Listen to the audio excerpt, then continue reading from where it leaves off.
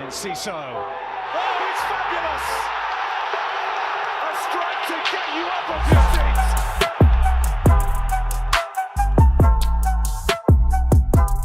Hello and welcome to Seagulls Social Season 5, Episode 8, and I am joined by none other than Jack Albion. Jack, how are we? Yeah, I'm good, man. Good win yesterday. Very tough. Well, I had a quite late night, but it's all right. Been at work today, so did you go out and celebrate? Good.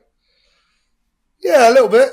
Had a few beers, a few tequila rosés. Yes, love that. Yeah, weird alcohol, that. Mate, it's like a milkshake, isn't it? Is it a tequila rosé? Yeah. It's like a strawberry milkshake. Yeah. I can see not rushing back to the tequila rosés. Yeah, not rushing back to those. Also, just quickly, before we get into, obviously, dissecting what was a brilliant win for the Albion, just before the international break, going into that after a big win like that is unbelievable. So, but before we dissect into that, just quickly, Jack, I was at the game yesterday, and I got myself a chips and curry sauce, fish and chips and curry sauce from the vendor outside, and I was able to bring it in. What a revelation that is. Oh, yeah. I was able to bring it in, sit in my seat, have my fish and chips with my curry sauce, watching the football. It was sensational news. So, for I know. I was going to say, I didn't know you could take food in, but someone's told me this, so I am trying to, it's a goal of mine to sneak a kebab in. That is the attempt. Just a caveat. I think it has to be something from the stadium. I don't think you can just go to Albion Kebabs and bring it with you, unfortunately. We'll see. All right, challenge accepted. I like it. Right, Jack, let's get into it then. Unbelievable win. Very much, without sounding cliched, it was a tale of two halves, wasn't it? First half, pretty poor. A lot of people were pretty pissed off where I was sitting. But then second half, it was a completely different game. And Spurs bottled it, as per usual. So, yeah, Jack, just quickly in a nutshell, what was your emotions like during that game?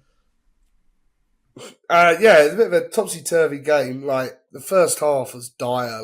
I was really worried about the high line. It seemed that they were getting through every time. Just really all over the place. And then I don't think anyone saw the second half coming. I was ready to sort of settle down for a 4-0 defeat, Yeah. Just weather the second half. And and then it just came to life just after half time. It was quite strange. I don't think any team was particularly amazing. Spurs were very good in the first half. I will give them a lot of credit. They're probably one of the best teams I've watched this season in the first half. But second half, they just didn't come back out, really. Yeah, it seems like they stayed in the changing room, mate. But, yeah, like you said, from the off, what was it? I think it was a couple of minutes in, we had that Werner chance where he's fizzed it across the box and Johnson slid in. Got to point out, Kadioglu, defensively, I thought yesterday wasn't very good. However, I thought going forward, he actually looked pretty good. And I thought he was getting a lot of unjust stick yesterday. A lot of people were saying, look, obviously Estupiñán came on and changed the game. But I don't think Kadioglu was awful or terrible. He just defensively, I think, let himself down a couple of times. So, yeah, that straight from the third minute, Jack, it sort of showed what that first half was going to look like, didn't it? Yeah, pretty much. It was quite chaotic. I agree with you with on Kadioglu. I do think he maybe got a bit of unwarranted stick, but he was poor at the back. There's no denying that. Yeah. I think we were trying to do sort of bring the fullbacks into a sort of midfield position, which was a bit weird in the first half, and I don't think it's really working with Kadioglu. But then going forward, he put in a great cross for Minter, where if Minter had a better touch, probably would have equalised. So and Welbeck. I don't know. I think and Welbeck, yeah. Well, that was Mitoma, but it's all involved in the build-up. He was. Yeah, sorry. So it was all involved. So it was. Maybe a little bit harsh on him, but he was definitely part of the defensive problems in the first half. Yeah, and I think talking about those defensive frailties, obviously Adam Webster came off pretty early on, and that was it was a shame to see because I would have loved to have seen him come back and get that sort of comeback performance because he got ridiculed at Chelsea, which had to deactivate his socials. So it would have been great for him to, but unfortunately for him, he got injured. Looked like no contact as well. He went down, I think, holding his knee, or I couldn't really tell in the stadium. I'll be honest. I don't know what actually happened to him. Do you know? It looked like a knee injury. It looked like a knee injury when he got up. Like he was holding his knee walking off. I think it was just like it looked like he landed funny or something. It's a shame for him because I think it does leave us very light as centre back. Yeah. Very light. Well, if Duncan gets injured, yeah, that's a little bit of a worry. We're screwed. Yeah. Yeah. Yeah, exactly. We are. And I think Eagle came on and did all right. He conceded 2 goals, and I think maybe he was a little bit of fault for 1 or 2 of them. But at the end of the day, like, it's a hard game to come into, especially when you haven't had match fitness. Considering he went down with cramp quite late on as well. I was just a substitute. So I was just about to say that though. Do you not think that him coming into a back line, first of all, what in like the 10th minute or wherever it was, 20th minute, I can't actually remember what time it was, but whenever he came on, like you coming on and like you said, Spurs are coming at you. They're attacking, especially in the wide areas. Johnson and Werner's coming at you. Like it's a tough game to come into, right? And I feel like sometimes we don't give credit to players that have come on as a sub, especially early on, and playing at centre back. It's not exactly easy, right? Yeah, definitely. Like, and I do think like. I probably said it a little bit more harshly, but it seemed like we had some of our more erratic players on the pitch. And he's slightly unorthodox, is Igor. I like him, but he's got a very unorthodox way of doing things. So I think he did really well in the situation. And I thought he grew into the game as well, shoring up the fence. Yeah, massively grew into it. He got a yellow card, which was like, I actually stood up and applauded his yellow card because that was like the most perfect tactical yellow card. Yeah. Like they were just breaking. You just got to go through them, haven't you? So, no, I was pretty satisfied with the performance. No, definitely. And then, first goal, unfortunately, like we touched on, Kadioglu did lose his runner. It was a good run from Brennan Johnson and guys on flames as well, which, you can't really, give. I think was it 5 and 5 for Brennan Johnson? I think it is, or 6 and 5. 6 and 6. Yeah. 6 and 6. There you go. 6. There you go. Look at that, like a perfect scoring cricket, mate. So, Straight out the stadium. Look, he did lose his runner, but it was a good goal from Spurs, and they broke us. And it felt like that first half. I think we've touched on it, but every time Spurs sort of went forward, you're like, oh, this is a goal, or they just kept. It was the same problem we had at Chelsea in the first half, and at that point, I was like, right, Hurzeler, what have you learned? What have you learned from the Chelsea game? What have you actually implemented that we're not doing now in that game? However, obviously, we're going to get onto it. He made a brilliant substitution at half time. And then people started thinking, do you know what? Maybe he has learned. He's made a change early and things did change. So, but yeah, the first goal was poor, wasn't it? The way we conceded that. Yeah, I mean, it's not great. I mean, we'll get onto the second goal, but the first goal, I don't know whether it's so much Kadioglu. I thought the midfielders weren't tracking runners at all. Like anybody was running from midfield, and we're playing a very rigid back four. And I don't know, it just seemed you could drift through the lines, basically. So I think all round a poor team goal to concede the first one. And then, I'll get on to the second one straight away. But the second one, like, Verbruggen's got to do better. Like, 100%. He's got to do better. I think he'll know that himself. Don't get me wrong, I'm not going to sit there and lambast him. Like, he knows he's done wrong. Great word. But at the same time, we shouldn't be giving Maddison that amount of space on the edge of the box. Like, he's always going to get a shot off there. So, that was a bit of a mess, that goal. 100%. Yeah, no, and like you said, I think for me, Verbruggen should be safe. That should be like a standard save for him, and he will be annoyed. But then, on the flip side, that in the second half, he did make that big save from Udogie when it was 3-2. Down to his right, good save to be fair to him. So he did sort of make up for it a little bit. And look, we all know how good he is, and it was just one of those momentary lapses of concentration, I'm assuming, from the big man. But yeah, we went into the second half 2-0 down. I think I speak for everyone where it was a bit doom and gloom. I remember I left at like 5 minutes before half time to go grab some snacks because I was like, do you know what? Fuck this shit. This is awful. But there was a part of me that was like, look, listen, this is Spurs. I hate being this sort of like generic football fan. Like, oh, Spurs, they're going to bottle it. But there's always that chance with Spurs that they don't see out games. I think statistically they're one of the worst when keeping a lead. Actually, so it's actually like a fact. It's not like just everyone saying Spurs, they're going to bottle it. So did you share that optimism, Jack, or were you also a bit doom and gloom at half time? I don't know. At half time, I thought we attacked well. I thought we made good chances to equalise. One through Minter, one through Welbeck. And you're right. I think I mean, as we get on with the podcast, probably talk more about how Spurs collapsed like that. But I just don't think they have many leaders in that team. They don't have, Kane has gone, Son was out injured. They're probably some players who are more but leaders. Romero? They've got some very, very good players. Romero World Cup to winner? a certain extent. But I agree with you. I don't think he led the way he should probably have led. So I actually agree with you. And he's also a bit, me talking about erratic defenders, he is the most erratic of erratic defenders. Like, he does mental stuff all the time. So, I don't know. It's a bit of a strange one. I mean, I like Van der Ven. I think Van der Ven's a really good player. And I thought he looked good in the first half. I thought he was poor but in he the second. dropped off second. Yeah. In the second half, he's really poor. But you just need that sort of, to take a 2-0 lead into half-time, you need a bit of experience, a bit of, right, let's grab this game and let's just settle for the first 10 minutes. And that's clearly what they didn't do when they came out at half-time, because, leading on to it, we just scored our first goal almost straight away, And, like I say, it's just a bit of like, drop in, sit back for a bit, don't do anything silly, and they did something really silly. Yeah. Well, just before we get on to the to make it shit. I told Jack, I was like, Jack, that was... if you're gonna do anything, put yourself on mute, and he's not done it, so I'm gonna do it for him. There you go, Jack. You can cough now, mate. You can cough. So, but just before we get on to to make it 2-1, with regards to that goal, it was the half-time change. Estepinian came on, so that was a big decision, wasn't it, Jack? As I mentioned at the top of the podcast, Hurzeler got a bit of stick about his tactical noose or whatever you want to call it. That was a big decision, obviously taking off Kadioglu, and it paid off straight away, pretty much. I mean, we all dream of the times when Purvis and Mitoma were at full flow together, and I think we really saw that come back. We haven't really seen that since probably 2 seasons ago when they're both fully fit all the time. So that was really, really good to see. I think somebody said it, but, Purvis is a bit more...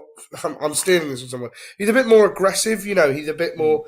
He can throw his weight around a little bit. He can sort of take the ball, knock it on, run past someone. So, that was a really good, clever decision. And to be honest, at that point, when you're 2-0 down at half-time, you've got to take the risk, and I think 100%. Purvis has been a bit of a risk in the last few weeks in that I just don't think he's been quite up to it recently. But, you put him on and see what he can do, and he did fantastic. Yeah, he was brilliant. I thought he completely changed the whole dynamic of the game. And it's crazy as well for me. Usually when you're 2-0 down, a manager might go, right, let's change the striker, let's change the wingers, maybe change a centre midfielder. But interestingly, obviously, Hurzeler noticed that at left back, first of all, defensively, Kadioglu was struggling. And then going forwards, he wasn't really offering maybe as much as he potentially could have. So the fact that Estepinian defensively was way better and going forward helped Mitoma massively, I think that was so big. So, credit to Hurzeler for making that change. And, straight away, Minter, again, capitalised on a mistake. It felt like it was a game of quite a few mistakes. So Dogi didn't clear his lines, and then Minter took his goal really well. And what do you think of Minter as well? Because he's been a bit hot and cold recently. A few games he's been really good. Like Everton, he was brilliant, but then sort of fell off a little bit and wasn't as maybe up to his scratch. And then, yesterday I thought he was brilliant. I thought he played really well. Yeah, I think a huge thing about Minter is his work rate, and I don't think that will always get his notice as much. He really works that line really, really well, up and down, backwards and forwards. I think maybe his decision-making isn't always the greatest, but, give him an opportunity like that, and he's got to slam the ball home, and that's exactly what he did. So, I don't know, hopefully this is a bit of a renaissance, because I think he's had a quite few weeks, Minter. So hopefully he comes back and he starts to do really well. To have them both on each wing, Minter and Mitoma is a really good opportunity, and it had them shit scared, to be honest. Oh, mate, to put it lightly, so they were terrified. 100%. And mate, let's talk about Mitoma, because Mitoma yesterday, I thought arguably one of his best games in a Brighton shirt. I think in a long time, in my opinion. He was brilliant. Everything he did, he was involved. I think he got, was it 2 assists? No. 2 assists. 2 assists. Look. Did he get? Well, I don't know whether the first one counts because it's a deflection. Got you. Okay. We'll give it to him anyway. We'll give it to him. The Premier League might not give it to him, but we will. But he was influential. He's massively involved. I think pretty much in everything good we did, he was very influential. Him and Rutter, I think, arguably both of them could have got man of the match in my opinion. How good was Mitoma? And also, my question to you, Jack, is: do you feel like he's one of the most underappreciated wingers in the Premier League, just because he had a bit of a he had his injuries and also he fell off a little bit in terms of form? Do you feel like he's very underappreciated with the masses? Yeah, it's a funny one, Mitoma, isn't it? Because like people almost like, where's Mitoma gone? Has Mitoma fallen off? I don't think he ever did. I think he just got injured. Yeah. I think he got a lot of stick from Brighton fans at times, like, oh, Mitoma isn't performing, whatever. We don't have a player as good as him in that position anywhere in the squad. And you saw the fall off we had, when he came back very briefly for a couple of games back in February, and then he disappeared again. And we just had no outlet. We had no option. I mean, Simon Adingra, I do like him, but he's the second left winger, and he's been great at Adingra. But Mitoma just is that next level. When he's really on his game, I don't think there's many better wingers than him in the whole Premier League, to be honest. Yeah, no, mate, completely agree. And like I said yesterday, he was a man possessed. I thought he was brilliant. The way he took on players, his passing, his general play was brilliant. I thought he was so good. And then that brings me on really nicely, actually, to Jorginho Rutter, because he was so good. Obviously, he got a goal and an assist as well. After getting a goal against Chelsea, his first goal for us in the Premier League. He's just, for me, just come on every game, like leaps and bounds. I think every game he's improving. He makes me feel like we got a very good someone to deputise in João Pedro's absence, because obviously he's been out and looks like he's going to be out. He was wearing a cast yesterday. I don't know if you saw that on the sideline. He's wearing a big boot. Yeah. So doesn't look good for us. Not good at all.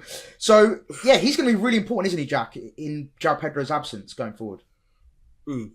Yeah, I think is another one. Like I was praising Minter there with his work rate. His work rate was fantastic again.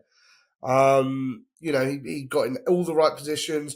Dribbling was phenomenal as well at times. So he's so good. And that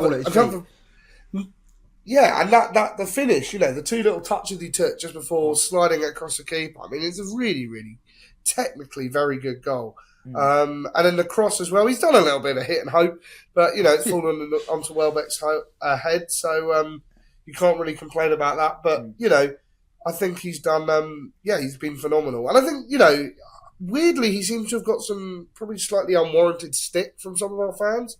Not stick so much, but people have been a bit like, why are we paying 40 million for him? Whatever. I think he will prove himself to be worth it. And I love him. He seems like a really nice bloke. He seems really happy. I've never seen a player look so happy to be playing for Brighton. And I think this was something Leeds fans... I know. This is something that Leeds fans mentioned years ago, like when he first turned up, that he's a really good personality. So, I'm really pleased with Rutter, how he's come on the last few games. Well, that's the thing. I questioned his potentially his goal scoring abilities, because a lot of Leeds fans that I've spoken to said that he's very much someone who likes to assist, but he isn't like a natural born goal scorer. But based off these two past games, Chelsea and Spurs, he's really dispelling that myth for me anyway. I know it's very early doors yet, but the fact that he's got his 2 goals, I think that'll do him a world of confidence going into the international break. And also, what I really loved about his second goal was that he never gave up. Like, he could have easily just sort of, stopped chasing it, but then he just slid in and, crossed it to Welbeck. And I'm not going to lie, I didn't actually realise he'd actually got to it. I thought he was going to run out of play, and I sort of just went, great. But he's got to it, and he's lofted it to Welbeck. And a great header, a great leap. Romero didn't have a chance. And that brings me on really well, actually, to Welbeck, the resurgence of Danny Welbeck. The guy does not... he's like a fine wine. He gets better with age, I feel like. And he's made me eat my words time and time again. Just a little fact for you, Jack. He's now scored more goals than Eric Cantona in the Premier League, which is mental. If you probably told Danny Welbeck himself 10 years ago, he probably wouldn't have thought that would be a thing. But he's just come on leaps and bounds. He's got better with age. He just keeps getting better. What is it about Danny Welbeck, do you think, that the reason why he keeps scoring, keeps doing well at this age? What is it about Danny Welbeck that makes him so good? I think he's just got a class about him. He's got the experience. I think at the end of the day, he's always been a very good player. He did always get very unlucky with injuries at United and Arsenal. The running joke was that he was always injured, and he always showed his quality when he played, but of course his fitness let him down. And I think we've just given him a good opportunity, a good place to play, where he really enjoys, playing football, playing week in, week out, and getting the opportunity to score goals. Because he's a great, he's not always the best finisher, but another player, and this is probably a theme of Hurzeler, and I think this is probably what Hurzeler wants from the team, another player who works really, really hard for the rest of the team. Yeah. And, we're getting full 90s out of him. When he turned up, I never thought we would get full 90 minutes out of him. And we seem to be getting full 90s out of him every week now, which is amazing. And, we've got arguably one of the best. He's obviously been injured for the last 6-7 months, so it's going to be a slow road for him to come back. But we've got arguably one of the best young strikers in the world, and Welbeck's keeping him out of the team. So, yeah, it's long may it last, the Danny Welbeck resurgence. No, 100%. Like, it's so good to see as well because I love the way he speaks in interviews. You can tell he's one of the older heads. He's one of the more experienced people in the dressing room, and I think he mentioned it as well. He said at half time, I think he said that Milner, Steele, and someone else basically was like, "Come on, lads, it's not over. We can still do this. Let's go out and actually play." I think everyone was annoyed. Obviously, everyone was upset about how bad we were in that first half. And I think, those kind of players are what we need. Danny Welbeck being one of them as well, who actually plays and leads from the front, I think is so important as well. And I think Ferguson can learn so much from Danny Welbeck, just in terms of how he's kept himself in such great physical condition, going into, he's 34 now? And still being able to score goals at this level and still putting the performances he has been, I think it's just massively admirable. And I'm a converter now. I'm fully fledged team Danny Welbeck. I apologise for everything I've said in the past, and I shall never ever say anything bad about you again, Mr. Danny Welbeck, if you ever see this. I just love Danny Welbeck. I just love Danny Welbeck. I just think he's just such a. He's one of the players. If you'd said to me when I was like 15, 16, probably younger, when I was watching Brighton in League One at the Withdean, and you said we would have had Adam Lallana, James Milner and Danny Welbeck playing for us, I don't think I would have believed you in a million years. And Danny Welbeck, I always liked him. I always liked him when he was, Arsenal, and he was a player you couldn't really dislike that much, unless you're Maz, obviously, for a bit. But I remember the clearest, earliest memory I have of Danny Welbeck was I think he scored against Sweden at the Euros. With he made it 3-2, where he did a sort of pirouetted goal. It was an absolutely fantastic goal, and that's what I remember so clearly. And now he's doing it to Brighton. Yeah, Jack. Like I say, long. Yeah, exactly. Yeah. Long may it continue. Yeah, long live Sir Danny Welbeck. And then going on to the rest of the game, obviously, we made it 3-2. Yeah, the atmosphere was unbelievable in the Amex. Everyone was going wild. I think even at just quickly, even at 2-1, when we scored that 2-1, I felt the stadium change a little bit. Like we got that hope back, and we could sense something was brewing. And also the Spurs fans stopped singing. They were nowhere to be heard. They literally, I think for the first half, they made a bit of noise, but they weren't exactly making much. And then in the second half, they went completely silent. And I think after that first goal went in, they could sense something was happening as well. And so, when we made it 3-2, the atmosphere was brilliant, really, really good. And then it looked like we were in control for most of the game, I thought. But obviously a little bit of worries. Maybe, Mikey Moore came on. I thought, some 17-year-old's going to come and score at the equaliser. Yeah. Adogi had that shot that we've talked about with Verbruggen making a save. But then, was there any other doubts with you, Jack? Were you a bit worried at 3-2? I mean, I'm someone who waits until if we're 4-0 up, I wait until there's less than 4 minutes of injury time, because genuinely I believe that we're going to somehow drop that 4-0 lead. Okay. But no, I think we were pretty solid throughout. They just didn't seem at it. I was surprised it took so long for James Maddison to get hooked. Because, he scored a goal, he did all right in the first half. Second half, he was dreadful awful in that second half. He came out and he just didn't. He's meant to be a sort of dictator of play, and he controls the play, controls the rhythm. He did nothing in that second half. So I think that was a bit strange. But I think we made the right subs. We brought on a couple of people who can maybe stretch the game in Gruder and in Ciso. while they didn't quite get a goal, they managed to bring the ball up, and that's what you want to do at that point. You want to make it end to end with a few attackers up front. I think bringing on Weaver, who probably had a pretty dire game at Chelsea last week, he came on and really solidified stuff. And we just sort of saw it out really, and they didn't really fret. I think Mikey Moore probably had some of their better opportunities and taking it on, but yeah, I don't know. We just sort of saw it out, and I wasn't really worried towards it. Yeah, and talking of Gruder, obviously great to see him come on it, albeit 10 minutes if that. But yeah, he could potentially be a kind of player that you need in those kind of situations. But like you said, he can stretch the game late on. Tired legs, he can probably run at players. He's meant to be known for his dribbling and like his dribbling abilities and taking on players. So yeah, it'll be interesting to see how he develops. Again, I don't think we saw enough of him to make a judgment, was there just yet? No. I think he probably got a bit. Like I say, it's similar to Igor. It's hard game to come into in the last 10 minutes. I think he maybe could have done better with a bit of chances, maybe taking the ball a bit further rather than losing it. But look, first opportunity, so he did his job and he saw out the win. And he did stretch it. He just maybe could have taken the opportunity a little bit better. Yeah. But another fantastic player to add to our pack of cards that we have. I know. Look at that. Also as well, Jack, I wanted to ask you, who impressed you the most yesterday from the Brighton team? Who do you think in the second half you thought, wow, like you've really taken the game by the scruff of the neck here? And I thought Rutter, Mitoma, I think those are the two main two. I think they're the ones who grabbed it by the scruff of the neck. But I thought everybody performed really well in the second half. I think they just sort of knew what they were doing, and I just think it was a bit of a masterclass by Hurzeler in the second half in sort of motivation, because I don't think we were a particular style. We sort of came out and really did something. We just individually very, very good, and that's that's all down to motivation. If you can motivate a player who's playing poorly to become individually very good, I think that's and I think that's what Hurzeler's sort of style is. It's not so much stick to this very rigid, like De Zerbi was always, we're going to play the same passing football that we play all the time. It's very much show us what you can do within the opportunity, and individually, if you're all very good, you'll all win a game. And I think that's how he did it really. And the motivation is clearly what won us the game yesterday.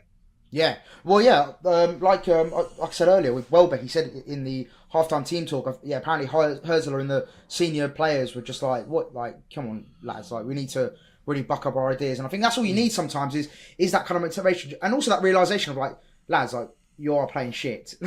You just need to tell them straight and not sugarcoat things. And and that change, I know I've hopped on about it quite a few times now, but that change was a really good indicator of Hurzeler actually because that was my biggest criticism for the Chelsea game, was that at half time he should have dragged Webster. For me, I know he made that goal line clearance, but why not? Why not? Or even actually, tell a lie. Even before half time, 30th minute or whatever it was, 30 minutes, just take someone off, drag someone off, statement substitution, and put down the law and be like, look, if you're not good enough, you've got to come off. And the fact he'd done that at half time and changed things up, I thought credit to him, and it paid off, and we ended up winning the game from 2-0 down. Like, that is incredible. And I think, if I'm not incorrect in saying, I think that's our first time we've come back from 2-0 down in the Premier League. Is that right?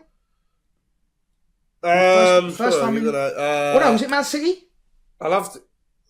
Man City, yeah, we did exactly the same. Last time out was Man City. We were 2-0 down in that game, so it must have been that game. There you go. So we've come back from.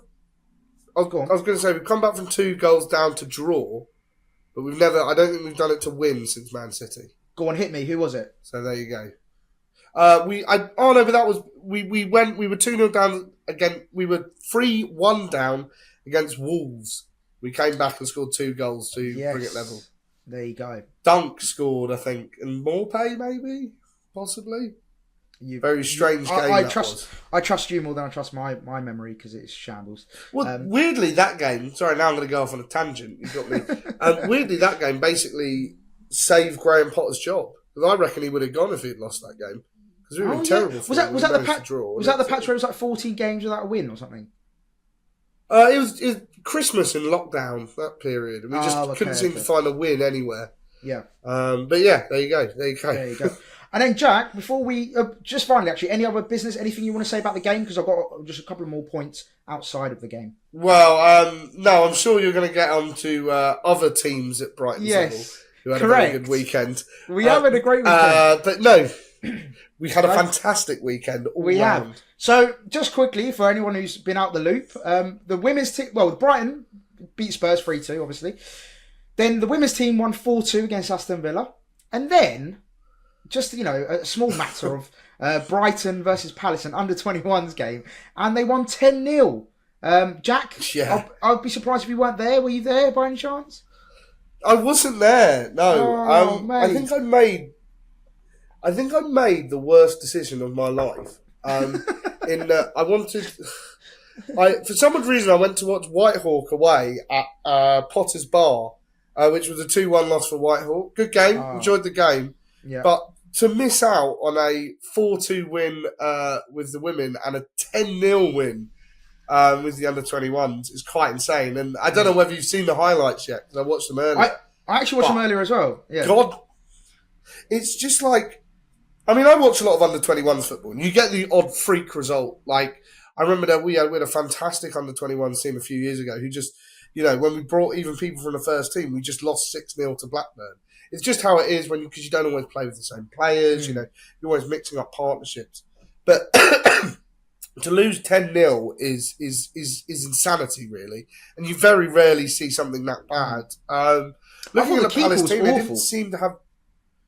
Well, you say that though. My mate Ollie, who went to the game, he said the keeper was by far and away their best player. The fact that you only seen the ones that he conceded compared to the ones, and if you look at the stats are even more insane. It's 30 shots and 18 on target. Like, if it wasn't for the keeper, it would have been almost pushing 20. So for me, I think it's just a freak result, and it shows that we have a very good academy, but. I wouldn't look too much into it because I do just think Palace had an absolute mare that day. I mean, to lose 10-0, it's insane. We will look into it, Jack. We will put it under the microscope because, of course, it is Palace. But do you know what? I liked the look of Cam Poupion. Is that how you say it? Cam Poupion? Poupion? Yeah, Cam Poupion, yeah. Pepion. Papillon, Papillon. Yeah. I like the look of him. He looked good. Just again from the highlights. But yeah, I mean, it's exciting times. Obviously, great for the academy. The academy players. Yeah. I think we could argue now that we've got probably one of the best academies in the country. Would you agree with that? Yeah, I mean, we've got some really, really good players coming through. I think Cam Pepion's a bit unfortunate because he's getting a bit older now, so he's almost 22. So I think he'll probably be looking for a move away from Brighton. But I still think he'll go on to be a very decent player. Somewhere in League One or the Championship. But looking further into that team, I mean, Caelan Vickers scored a hat-trick. That was a really good hat-trick for him. He's a really promising player who we got from Reading last year. We had Harry Howell, who's only 16, who was scoring goals yesterday. It looks like Josh Duffus had a really good game. Player he's very briefly Brighton fans would have seen in Athens. And then as well, we've got some good players at the back. We've got Freddie Simmons and Rory McConville got on the score sheet, and another very good player. So we've got so many good young players coming through. It's just whether they make it to that final level. But a couple of good loan moves, and I think they'll do really well. So it's really good to see that the future is Brighton. Do you know what? I was going to make the exact same joke. So you beat me to the pit there. So Jack, listen. What a great week. What a great weekend. What a brilliant way to go into the international break. How important is it, actually, final thing, going into this international break now, obviously, we've got a few, João Pedro's obviously out, looks like, for maybe 6 weeks. Van Hecker, I think, maybe 3 weeks, roughly. I've been, my sources tell me. And then, I feel like we're now slowly... I don't have any. I just made that up. But yeah, we looks like hopefully, those they're two big players. So hopefully this international break gives them some recovery time. And also we come back, firing all cylinders. And no one's really a big fan of international break, are they? So hopefully the football comes back very soon. Oh, well. Are you? I'm a big fan. I don't mind the international break. Yeah, I knew there was something wrong with you, Jack. I don't know. You were too good to be perfect. Yeah. I knew it. I don't. There's something I do. I do find the England national team boring on international breaks. But if you don't focus on the England national team, it's very interesting time in football. I think the England national team is quite boring because we just play teams who are not as good as us, and we usually win 2-0, a very tepid atmosphere, Wembley. Whereas I think, we've got an interesting game coming up. Brighton are playing Varmdinians on Wednesday. Yeah, in the big Sussex game. Senior Cup. At the Withdean? Back at the Withdean, which will be a bit of a weird trip down memory lane, which I'm going on. There's still tickets available. They're a really good local club.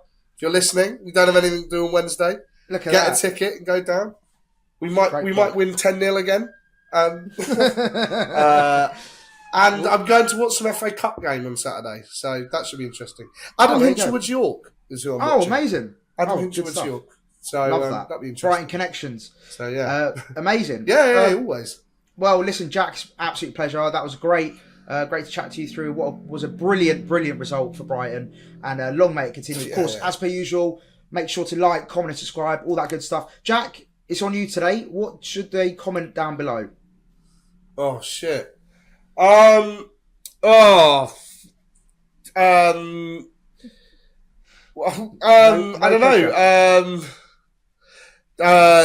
10-0. So just comment 10-0. That's great. It's just funny, isn't it? Yeah. 10-0. Love that. Jack, absolute pleasure. Thanks for coming on, mate. No worries. And we shall see you. Maybe we might do a special during the international break, but we'll see how we feel. Yeah. But if not, we'll see you after the international break. In a bit. Yeah. Newcastle away. Bash.